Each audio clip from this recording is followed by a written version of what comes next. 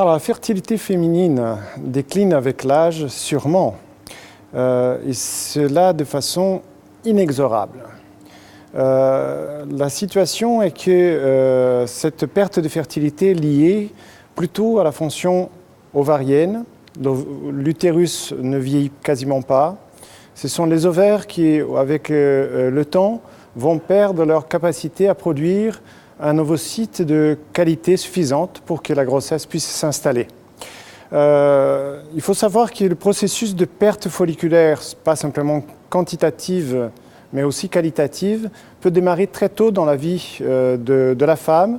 D'ailleurs, il faut savoir qu'à la naissance, la petite fille est dotée d'un potentiel important de follicules de l'ordre de 450 000.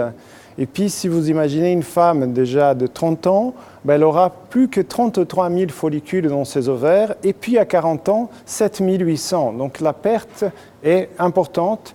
Et le problème aussi, c'est qu'il ne s'agit pas simplement d'une perte de la quantité. Avec l'âge, surtout au-delà de 35 ans, nous observons aussi une diminution du potentiel de l'ovocyte lui-même à générer un embryon équilibré sur le plan génétique, apte donc à donner origine à une grossesse évolutive. Alors, la femme de plus de 40 ans va sûrement avoir plus de difficultés à avoir une grossesse évolutive et une naissance. Ça, c'est indiscutable pour deux raisons, parce que, comme nous avons expliqué, elle est dotée de moins de follicules, mais aussi l'ovocyte qui contiennent ces follicules, ces ovocytes sont moins aptes à devenir un embryon de bonne qualité.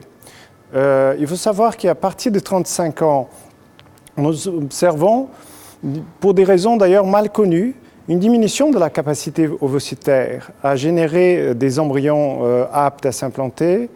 Nous observons donc une perte de la fonctionnalité de ces cellules qui vont être associées à une augmentation du taux de fausses couches, c'est-à-dire il y aura plus d'embryons génétiquement déséquilibrés et puis, dans certains cas, l'absence d'implantation embryonnaire. Donc par ces deux mécanismes qui sont beaucoup plus importants avec l'avancée de l'âge, qui deviennent très importants et très déterminants à partir de 42 ans, 43 ans, voilà, donc on observe une diminution nette du potentiel de fertilité de la femme et ce potentiel n'est pas corrigeable par des traitements médicaux habituels. Nous ne savons pas aujourd'hui comment réparer l'ovocyte qui a perdu sa qualité en médecine actuelle. Et puis peut-être dans l'avenir, on aura ces solutions, mais nous ne disposons pas de